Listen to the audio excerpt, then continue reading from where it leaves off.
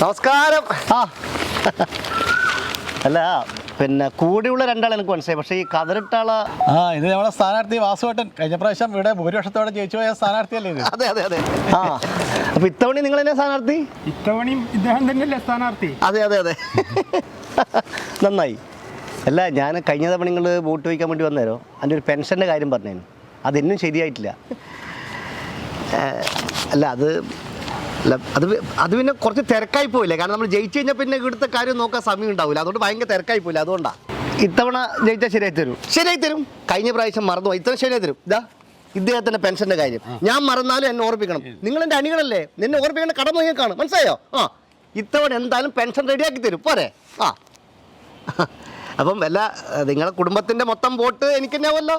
Vote പിന്നെ നിങ്ങൾക്ക് തന്നെ ചെയ്യും, കുടുംബസമേതം നിങ്ങൾക്ക് തന്നെ ചെയ്യും. ശരി, അപ്പം എല്ലാ വിജയാശംസകളും. ചായ കുടിച്ചിട്ട് ചായ വേണ്ട സമയമില്ല, തിരക്കാ. അങ്ങനെ എലക്ഷൻ എടുക്കാറായി. സ്ഥാനാർത്ഥികൾ പ്രജകളെ കാണാൻ വേണ്ടി വീട് തോറും കയറി ഇറങ്ങി തുടങ്ങി.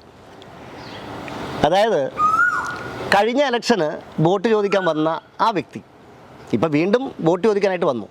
ഈ കാലയളവിൽ ഇദ്ദേഹം എവിടെ പോയി? കണ്ടു കിട്ടിയിട്ടേ ഇല്ല.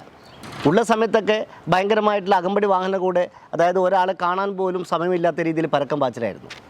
അതായത് സാധാരണ ജനങ്ങൾ, അതായത് പൊതുജനങ്ങൾ, അല്ലെങ്കിൽ ഓരോ ഇന്ത്യൻ പൗരനും, അതായത് 18 വയസ്സ് പൂർത്തിയാക്കിയ ഒരാളും പൗരനും പൗരത്വമാണ്, അവർക്കുള്ള ഏറ്റവും വലിയ അവകാശമാണ് സമ്മതിദാനാവകാശം, അതായത് വോട്ട് ചെയ്യുക എന്നുള്ളത്. അതായത് എല്ലാ ആൾക്കാരും മറ്റ് പല സംസ്ഥാനങ്ങളിലും വോട്ട് ചെയ്യാൻ വേണ്ടി പോകുന്ന ആൾക്കാർക്ക് വീട്ടിൽ പൈസ കൊണ്ട് കൊടുക്കുന്ന പരിപാടിയുണ്ട്. ഇവിടെ നേരെ മറിച്ചാണ്. ഇവിടെ നമ്മുടെ തൊഴിൽ ദിവസവും പോവും, അതുപോലെ തന്നെ കയ്യിലുള്ള കാശും പോവും, വോട്ട് കൊടുക്കുകയും വേണം. ചെയ്യുന്ന കുഴപ്പമില്ല. ഒരു വ്യക്തി എന്ന നിലയിൽ, ഒരു പൗരൻ എന്ന നിലയിൽ നമ്മൾ വോട്ട് അവകാശം ചെയ്തിരിക്കണം. പക്ഷേ നമ്മൾ എന്തെല്ലാം പ്രതീക്ഷിക്കുന്നു? അതായത് ഈ വോട്ട് ചോദിക്കാൻ വരുന്ന സമയത്താണ് ഇവരുടെ മുഖത്ത് കാണുന്ന പുഞ്ചിരിയും സൗമ്യമായിട്ടുള്ള പെരുമാറ്റവും. വിജയിച്ചു കഴിഞ്ഞാൽ പിന്നെ എപ്പോഴും തിരക്കും ഒരു ടാറ്റ പറയൽ മാത്രമാണ്. പക്ഷേ നമ്മൾ ഇത്തവണയും വോട്ട് ചെയ്യും. കാരണം എന്താ അറിയോ, നമുക്ക് ഓരോ പ്രതീക്ഷയുണ്ട്. കാരണം ഇന്ന് ശരിയാവും, അല്ലെങ്കിൽ നാളെ ഈ ജനപ്രതിനിധികൾ നമുക്ക് വേണ്ടി നിങ്ങൾ ചെയ്യുമെന്നുള്ള പ്രതീക്ഷ. ആ പ്രതീക്ഷയിലാണ് ഇത്തവണയും വോട്ട് ചെയ്യാൻ വേണ്ടി പോകുന്നത്. കാത്തിരിക്കാം, കിട്ടിയാൽ കിട്ടി, പോയാൽ പോയി. This program sponsored by Dark Brown Paint Supermarket.